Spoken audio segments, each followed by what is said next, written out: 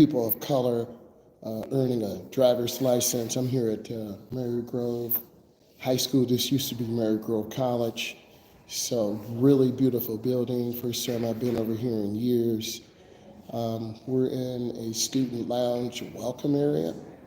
So I want to give you my perspective because I've been blessed to do driver's education, teaching adults and teens for over 24 years. I think particularly students of color, black and brown, driver's education is very expensive. At one point in time, it was free through the metro area, pretty much through the Midwest, but due to cost constraints and budget cuts and insurance, and they have cut those programs back. I believe that there's certain locations in the state, they still have driver's education, but it is not in the city. It is not in minority areas. Several years ago, I had the blessing of working with an organization. I don't want to mention the organization on air, but I had an opportunity to work with an organization.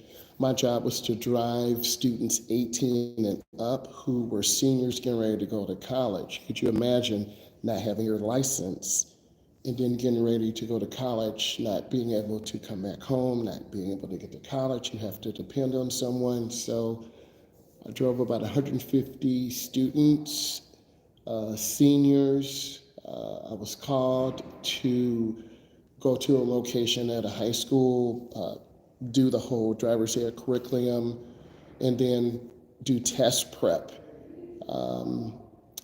The company made about $250K. Again, I can't tell you the name of the company or the organization for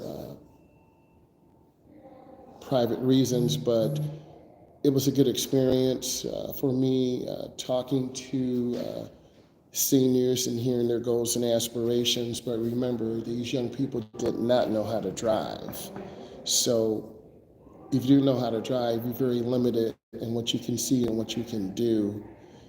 Once you earn your driver's license, you can travel around the state, travel around the country, go to job interviews, do different things. So earning your license, it's a privilege, not a right. It can be taken away. And on the other spectrum, I was part of a community rehab program because they were clients who had lost their license or they didn't have a license and were driving illegally and got caught. So part of their community involvement piece was to sit in on a 2-hour session, my class, and then I would do a question and answer about them. Why did you drive illegally? What happened when you got caught? You repeatedly got caught driving without a license. So I was working on two sides of the spectrum. One with students who did, how you doing, young man? And that young man may or may not have his license, so that'd be interesting to talk to him. But students who have their license or get their permit, it's a different perspective. They usually have a job. They're not sitting around at home. They're more motivated to get higher grades because if you have a permit or license, you realize, hey, I'm a senior, I'm a junior, I gotta stop playing. On the other side, if you're 18, 19, 20, 24, and you've never obtained a license, you're gonna drive illegally. And so I saw both sides of it. Part of my career, I was a probation officer, so I had a chance to talk to a lot of different teens and young adults. But I find it very interesting that there are just not a lot of driving schools in the city. And we're in the city of Detroit, which is over 625,000 people. At one point, it was over 1 million. But since then, a lot of people have left the city to go to the urban fringe areas, better employment, better opportunity. There are still high-quality schools in the area. They have a really good superintendent who's really moving DPS forward. So there are opportunities here if you can put together a community-based driver's education program, and I do have an LLC on that. Good morning. I'm blessed. I'm blessed. Beautiful building. Just to see the windows, the design. I'm streaming live, so I just want to let you know. But I'm just talking about driver's education and the lack of opportunities for people of color. So I was just sharing my perspective on it. How long has the school been in this building? I would say not quite 10 years. 10 years. Almost 10 years. Now, did they buy everything on campus or just this building? Detroit Public Schools owns everything. Really? And then they rent out different spaces for different events and things like that. But this is the high school. Awesome. Awesome. Beautiful building. It sure is. Yes. And it's actually my first time being here. My first time too. I was here for some other events before, when the college was actually here. Yes. But this is amazing. The kids come in here and they keep it so well kept. Yeah, this is beautiful to be in this environment. It sure is. Yes. So I'm blessed to be here, and you're only seeing a portion of it from an angle. Beautiful architecture, beautiful buildings. A lot of people want to criticize Metro Detroit, but until you actually hear it, it's very beautiful places, and they're beautiful people. Mike Duggins, the mayor of Detroit, has really done a great job to get rid of a lot of abandoned homes, tear them down, have affordable housing. So there's so many different areas we can talk about. I just want to focus on driver's education and the lack of opportunities for Black and brown people, because I'm a Black man and I don't really get a chance to teach a lot of Black and brown people because it's just so expensive. So the need is there to have an affordable driver's education program, but also teach those young people job skills, resume writing, opportunities to get to college. I have a client who's playing professional football in Belo Horizonte, Brazil, and his goal after he's done, his next stop is hopefully the XFL, and then he has some contact with the NFL, a few teams that I'm not going to mention because he asked me not to do that, but if you have opportunities, and he did go to an HBCU, so, and there is an HBCU, I believe, in the metro area, so I need to contact them also too. But I think if there could be a voucher, a waiver, and I know the state does do that, but it's all about communication and getting your message out there, because a lot of our people are driving illegally. The young people are getting into activities they shouldn't be in, and they're going to end up in the juvenile system. I have several clients who are probation officers, state police. I'm not going to name the branches, but we see a lot of young people of all colors who are joyriding, having accidents, and the biggest area that young people will die in is in an automotive crash. If they can get to 23, 24, 25, then they're quote unquote safe.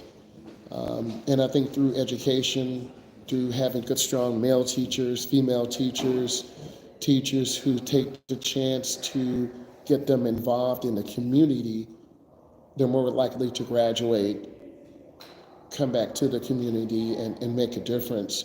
I believe Matthew Stafford created a community center on the east side of Detroit, and he spent quite a bit of money. I know he's with the Rams now, but he spent quite a bit of money to reinvest in Detroit. I remember Thomas Hitman Hearns. Many of you don't even know who he is. My neighbor down the street, who was the sergeant with the Detroit police, used to paint cars. Again, I'm not going to mention names, but he painted Thomas Hearns Nova. And we used to go jogging or running in the area. That area has changed a lot. There's still really beautiful homes over there, but there's a lot of areas that need to be upgraded, torn down. Sorry about the noise. It's a really big center here. But Detroit is a huge economic opportunity. A lot of people are buying properties, but the problem is they're sitting on those properties 3 years, 5 years, 10 years, and then blight happens, and then the owners get tickets, and then they fix it up. But if you can afford to buy some properties, flip it, update it, you're going to make a lot of money. There are opportunities here, but you got to have the funding behind you. And Mike Duggins has done a really good job, and that's the mayor of Detroit. Now, he said he's not going to run for a fourth term. He could be running for governor. He could be running for a bigger position. He really has dedicated his life to help Detroiters and bring economic development.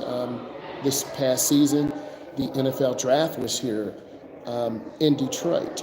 So that brought over $15 million in economic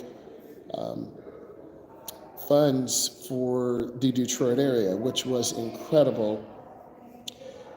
And we had an opportunity to discuss that.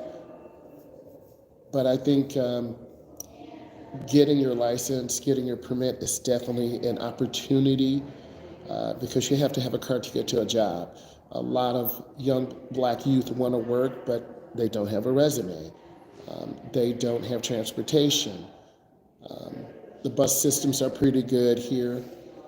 But if you're working to 9 or 10 at night, no one wants to be traveling on a bus, particularly in the wintertime in the Metro Detroit area. It gets very cold. It's 40 degrees, and I'm still cold in the building. I got a jacket on, vest on, shirt, and dressing in layers. So, but I think if a corporation comes in and donates some funds, Ford is here, General Motors is here, Stellantis, one of their branches out here, but I believe they're in Auburn Hills. Because of President-elect Trump, no shade on him, the EVs could be paused. So we're not sure what direction we're going. And Elon Musk and him are buddies, and Trump is a billionaire. Elon Musk is a billionaire from the Tesla, the Cybertruck, the power banks or power walls, SpaceX. So Elon is a genius. And then, of course, our other gentleman from Amazon, but he was scared to endorse Kamala. So I just thought that was not a good move. You can't be scared to support who you think could win. And we all love Kamala. And I think she did not have enough time to prepare because I'm in Wayne County. And Wayne County is predominantly African American, so you would have thought that she would have swept this area. She had over 200 electoral votes. Donald Trump had 277.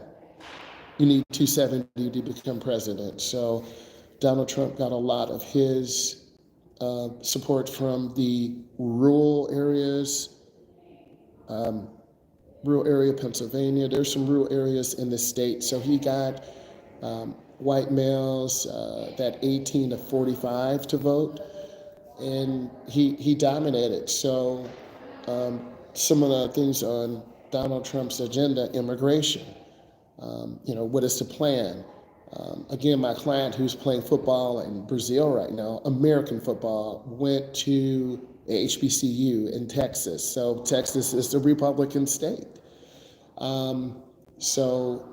And then an international border.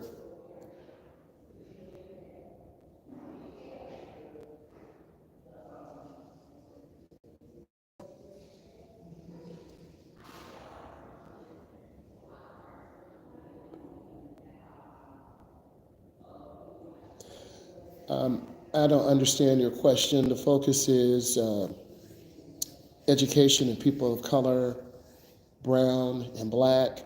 We're talking about economic development. So as I was mentioning, the international border is at the bottom of Texas, the bottom of New Mexico, the bottom of California, and that immigrant situation is very important, right? Yeah, I'm staying on topic. You got that right. So, America is a land of immigrants, right? No one owns America. So let's understand that. We're trying to help all people. If you want to start a business, you come to America. If I'm black and I want to start a business, if I'm Asian, Filipino, Middle Eastern, you start a business. If you are intelligent enough and know how to get an LLC and get funding and get your backers behind you, you're going to make it. You know, Jeff Bezos is his name. Jeff Bezos, I thought he could have did better. I'm not going to say because I'm not going to say what I really think, but Jeff Bezos didn't really stand up to other people. Again, billionaires have billionaire parties, so he probably was in a compromising situation, and he did not support Kamala, so I thought that was not a good move. But Kamala did not have a lot of time to prep and get ready because Joe Biden and the Democratic group decided, hey, we're going to push Kamala up, and we were all excited, and young people are still excited. She did make an impact on all of us, particularly people of color, young, black, and brown women of color. And because I talk to my students all the time, and we have debates and discussions, and we're looking at solving problems. The border's got to be solved. Race relations have to be solved. A lot of people, black or brown, are getting calls. On Saturday, you will be brought to a location, your slave master's waiting. I had a lot of conversations about that. So we have got to put that to a stop. And we have to, as a group, it's 9:26, breakfast is supposed to be at 9:30.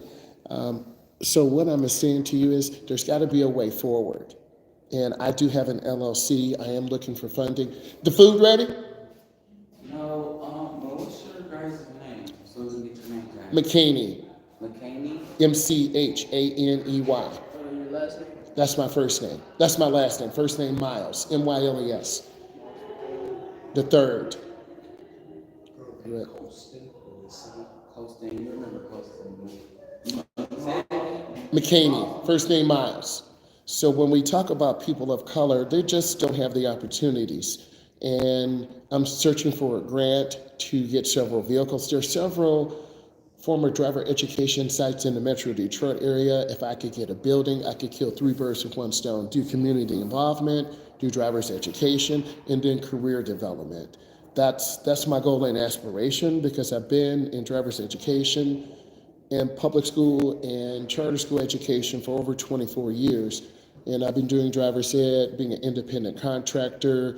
So I have that experience behind me, and I'm using this platform to help people realize their potential.